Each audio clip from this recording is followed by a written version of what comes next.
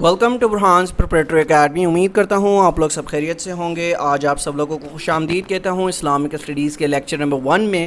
اور آج Islamic studies کے ہم 2 لیکچرز انشاءاللہ کور کریں گے. تو 2 لیکچرز کے حوالے سے میں آپ کو بتا چکا ہوں کہ جو سبجیکٹ میں دیکھوں گا، جو لیکچر میں دیکھوں گا کہ آپ کے لیے آسانی سے وہ 2 کور کروائے جا سکتے ہیں تو وہ 2 پڑھاؤں گا. اور جہاں پر میں دیکھوں گا کہ یہ لیکچر تھوڑا سا مشکل ہے، یہاں پر جو کانٹینٹ ہے وہ تھوڑا سا مشکل ہے، تو وہاں پر صرف اور صرف ہم 1 لیکچر پڑھیں گے. 2 لیکچرز انشاءاللہ آج اسلامک اسٹڈیز کے آپ کو پڑھائے جائیں گے. تو 2 لیکچر پڑھانے کا مطلب یہ ہے کہ ہم جلد سے جلد اپنے کورس کو کمپلیٹ کر سکیں. اور جیسا کہ آپ کو معلوم ہے کہ آپ کے ایگزامز انشاءاللہ کافی جو ڈپارٹمنٹس ہیں ان کے ایگزامز نیکسٹ منتھ میں یا اسی منتھ میں شروع ہو جائیں گے. تو ہماری یہ کوشش ہوگی کہ آپ کو زیادہ سے زیادہ ڈلیور کیا جائے.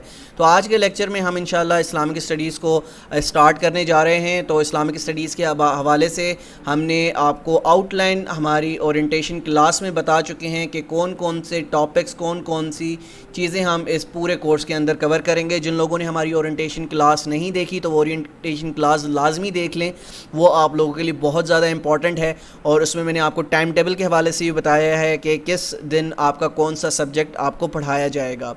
تو چلتے ہیں اپنا لیکچر اسٹارٹ کرتے ہیں. تو سب سے پہلے میں اسٹارٹ کروں گا واٹ از اسلام.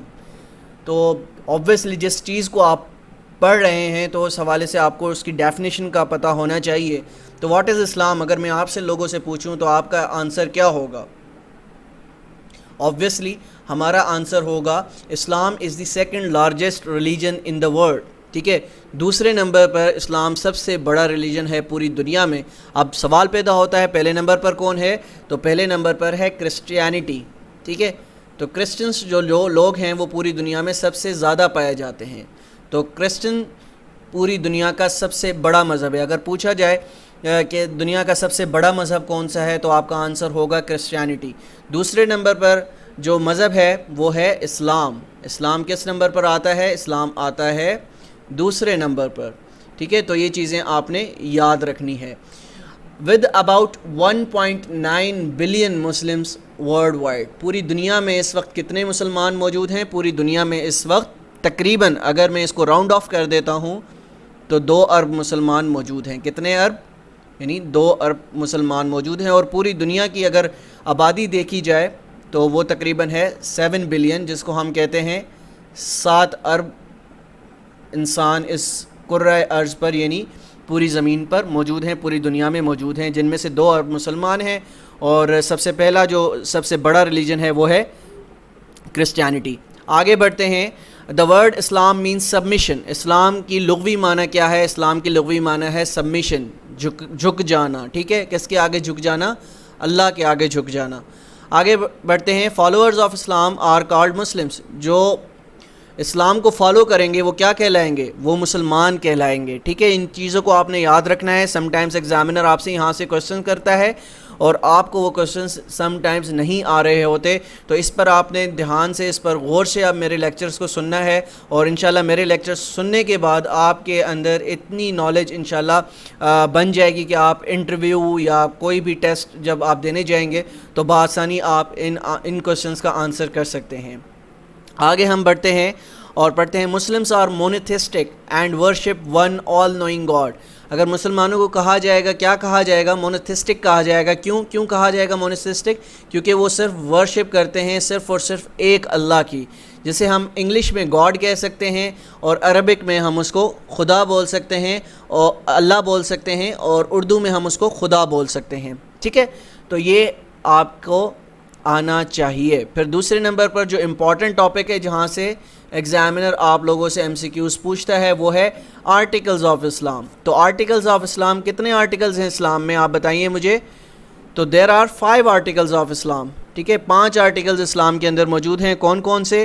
تو یہ آپ کو آنے چاہیے. سب سے پہلے توحید. توحید کا مطلب ہے ایک اللہ کو ماننا، ایک خدا کو ماننا، اس کو کہتے ہیں توحید. دوسرا ہے بلیو ان اینجلز، یعنی فرشتوں پر ایمان لانا، جتنے بھی فرشتے اللہ پاک کے ہیں ان سب پر ایمان لانا. پھر تیسرے نمبر پر ہمارا بلیو جن چیزوں پر ہونا چاہیے، ہولی بکس. کتنی ہولی بکس ہیں؟ 4 ہولی بکس ہیں. کون کون سی؟ تورات، زبور، انجیل اور قرآن. ان چاروں کتابوں پر ہمارا ایمان ہونا چاہیے. اس کے بعد believe in the prophethood, یعنی پیغمبروں پر ایمان، ٹھیک ہے، جتنے بھی پیغمبر اب تک آئے ہیں تو ان سب پر ہمیں ایمان لانا ہوگا، تبھی ہم مسلمان کہلائیں گے۔ اور پانچواں، believe in the day of judgement, قیامت والے دن پر ایمان لانا۔ اگر آپ یہ 4 پر ایمان لے آتے ہیں اور قیامت والے دن پر یعنی ڈے آف ججمنٹ پر ایمان نہیں لاتے تو تب بھی آپ مسلمان نہیں کہلائیں گے، ٹھیک ہے۔ اب آگے بڑھتے ہیں، امپورٹنٹ اینجلز کو پڑھ لیتے ہیں۔ تو یاد رکھیے گا، ویسے تو امپورٹنٹ اینجلز کو ہم 4 بہت زیادہ ذکر کرتے ہیں۔ کون کون سے 4 فرشتوں کا ہم ذکر کرتے ہیں، ٹھیک ہے، آپ لوگوں کو معلوم ہی ہوگا۔ سب سے پہلے ہم ذکر کرتے ہیں جبرائیل علیہ السلام کا، ٹھیک ہے، پھر کس کا ذکر کرتے ہیں، اسرافیل علیہ السلام کا، ٹھیک ہے، اور اسی طرح سے ہم ذکر کرتے ہیں میکائیل علیہ السلام کا، اور اسی طرح ہم ذکر کرتے ہیں اسرائیل علیہ السلام کا۔ تو 4 فرشتوں کا تو ذکر ہم بہت زیادہ کرتے ہیں۔ اس کے علاوہ چند ایک مشہور اینجلز جن کا ذکر قرآن پاک میں موجود ہے وہ بھی ہم اس ٹاپک کے اندر پڑھیں گے۔ تو سب سے پہلے ہم پڑھ لیتے ہیں، belief in the existence of angels is one of the fundamental articles of faith in Islam. تو فرشتوں پر ایمان لانا بھی ہمارے لیے ضروری ہے اگر ہم مسلمان بننا چاہتے ہیں۔ اگر ہم فرشتوں پر ایمان نہیں لائیں گے، بقایا جتنے بھی آرٹیکلز ہیں ان سب پر ایمان لے آتے ہیں، تب بھی ہم مسلمان نہیں کہلائے جا سکتے۔ تو angels were created from light, اس کو لائٹ بھی کہہ سکتے ہیں، نور بھی کہہ سکتے ہیں۔ تو فرشتوں کو کس چیز سے بنایا گیا، لائٹ یا نور سے بنایا گیا، ٹھیک ہے۔ اس کے بعد there are some important angels in Islam mention below, کون کون سے ہیں امپورٹنٹ فرشتے وہ دیکھ لیتے ہیں۔ تو سب سے پہلے حضرت جبرائیل علیہ السلام، he is very important angel, he is the angel of revelation and revealed the Quran to the prophet Muhammad peace be upon him صلی اللہ علیہ وسلم۔ سب لوگ درود پاک پڑھ لیں، کیونکہ جب بھی ہمارے پیارے نبی صلی اللہ علیہ وسلم کا نام آئے گا تو مجھ پر اور آپ پر یہ لازم ہے کہ ہم درود پاک پڑھیں۔ تو سب سے امپورٹنٹ جو کام تھا حضرت جبرائیل علیہ السلام کا وہ یہ تھا کہ وہ prophet Muhammad peace be upon him پر قرآن پاک نازل کرنے میں انہوں نے اہم کردار ادا کیا، یعنی اللہ کی طرف سے جو پیغام ملتا تھا حضرت جبرائیل علیہ السلام اس پیغام کو لے کر ہمارے پیارے نبی صلی اللہ علیہ وسلم کی خدمت میں حاضر ہوتے تھے۔ He also communicated with all prophets and is responsible for bringing down Allah's blessing on لیلۃ القدر the night of power on one of the last 10 days of Ramadan. تو ان کا ایک اور کیا کام تھا کہ دوسرے پیغمبر جتنے بھی گزرے تھے ہمارے پیارے نبی صلی اللہ علیہ وسلم سے پہلے، ان کے پاس بھی وہ اللہ کا پیغام لاتے تھے۔ اور دوسرا، رمضان کے اندر جو 10 راتیں ہوتی ہیں، جن میں 21ویں رات، 23ویں رات، 27ویں رات اور 29ویں رات، ان راتوں میں لیلۃ القدر کے حوالے سے بلیسنگز مسلمانوں تک لے کر آتے ہیں۔ کون سے فرشتے؟ حضرت جبرائیل علیہ السلام۔